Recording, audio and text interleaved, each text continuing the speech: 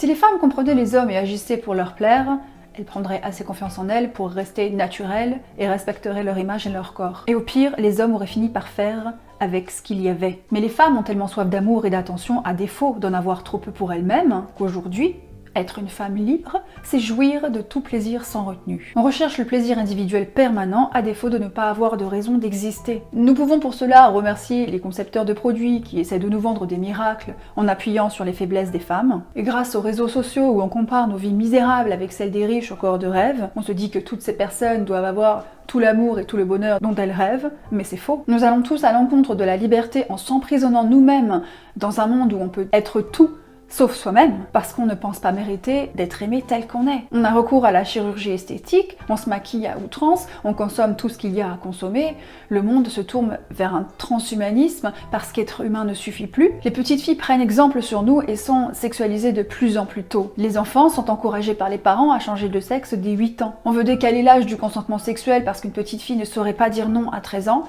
mais un enfant serait capable de savoir qu'il n'est pas né dans le bon corps dès 8 ans.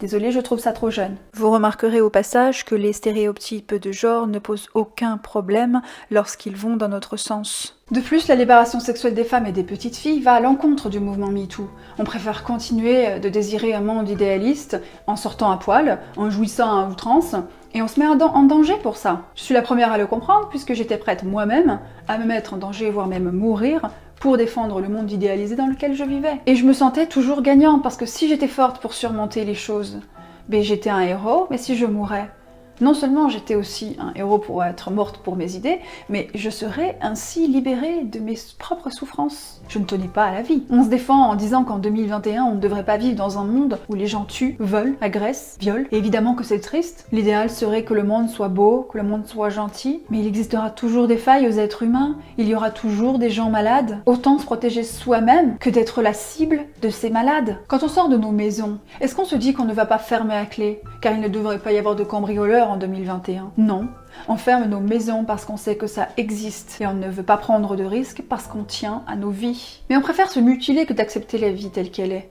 On croit qu'il faut souffrir pour ne plus souffrir. Trouver le bonheur dans la stabilité est devenu trop difficile, on a peur de s'ennuyer et de faire face à la triste vérité que l'on n'est ni éternel ni parfait. La libération sexuelle des femmes va à l'encontre de ce que devrait être le féminisme, parce qu'on désire être aimé pour autre chose que notre corps. Mais aujourd'hui, nous sommes consommés rien que pour ça. Si les femmes désirent aujourd'hui se passer de beaucoup d'hommes, ces mêmes hommes vont se consoler dans leur monde virtuel, d'où le fait que la consommation de pornographie ne cesse d'augmenter. D'ailleurs, la seule chose que les hommes avaient trouvée pour oublier qu'ils vont finir seuls sans enfants, c'était justement de pouvoir se branler tranquillement devant leur porno. Mais là encore, il y a des féministes qui veulent l'éradiquer pendant que d'autres se battent pour l'améliorer. J'ai aussi trouvé un article qui encourage les hommes hétérosexuels à se faire pénétrer. Là encore, les féministes pensent pouvoir décider de ce qui fera bander les hommes hétérosexuels.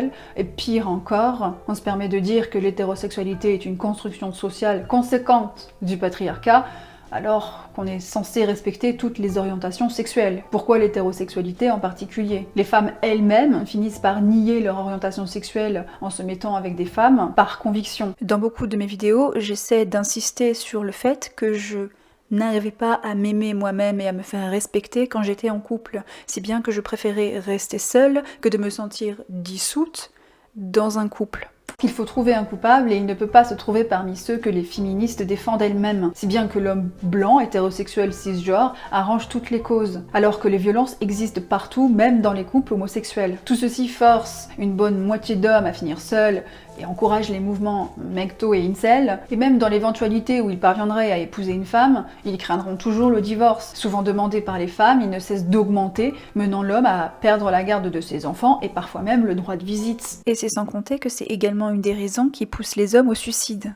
En réalité, il n'y a pas que la solitude, la dépression, la perte de ses enfants, le suicide, le divorce, qui peut faire peur aux hommes. Une étude américaine a démontré qu'une femme ayant eu plusieurs partenaires sexuels avant de se marier serait destinée à divorcer. Ce qui expliquerait pourquoi les femmes ne veulent plus se marier et n'ont aucun problème à tomber enceinte du beau gosse qui les laissera s'occuper seules de leurs enfants, les privant ainsi de papa. C'est sans compter que la monoparentalité a des conséquences sur les enfants.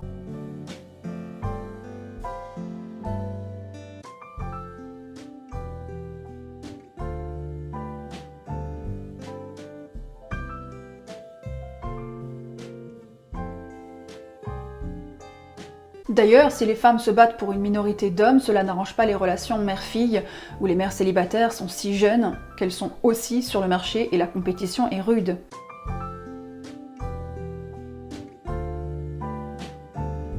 Mais ce n'est pas grave puisque le taux de naissance en France diminue d'année en année. Les femmes préfèrent aujourd'hui une carrière à une vie de famille et se rassurent en se disant que les enfants ne seraient pas bons pour l'environnement. Mais la seule mission de l'être humain était de faire perdurer l'humanité, mais ils préfèrent l'éradiquer au profit de l'argent et du progrès. Progrès qui est le principal responsable de la destruction de notre planète. La féministe Bell Hooks avait annoncé que les femmes trouvaient leur liberté dans la maternité, dans leur foyer, ou aux abris des autres, elles pouvaient être elles-mêmes. Il fut un temps où on sacrifiait notre bonheur au profit de celui de nos enfants, mais aujourd'hui on sacrifie leur innocence car nous sommes tous soumis à la dictature du bonheur. Certaines féministes ne conçoivent pas qu'on les juge pour préférer leur carrière à une vie de famille, mais elles n'ont aucun problème pour juger les femmes au foyer. Ce n'est pas chacune vit sa vie comme elle l'entend, c'est chacune devra vivre comme nous les féministes. Nous le voulons et toutes les femmes devraient être d'accord avec nous, mais ce n'est pas ça être libre. Renier ce que la nature nous a offert montre un mal-être si profond, c'est finalement compréhensible de ne pas vouloir incomber cela à des enfants. Et puis si on n'arrive pas à sauver le monde si horrible dans lequel on vit, alors nos enfants n'y arriveront pas non plus. Mais en cherchant absolument à nier son genre, la femme nie tout le reste.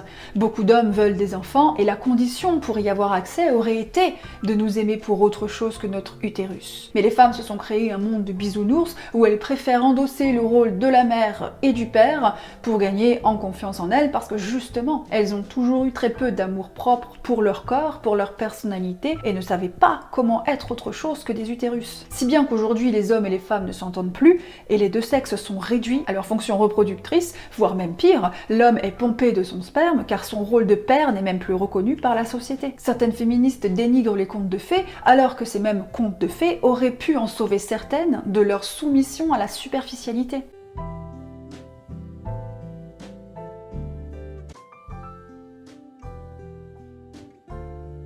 Une des choses, je dirais, que certaines défendaient était la lutte des classes, cependant les féministes s'en éloignent au profit de leurs problèmes d'identité. Et notre économie s'écroulera le jour où on recrutera qu'en fonction de notre genre et non des compétences. Voici le témoignage d'un homme qui disait ne pas réussir à conseiller une femme PDG par peur d'être accusé de sexiste.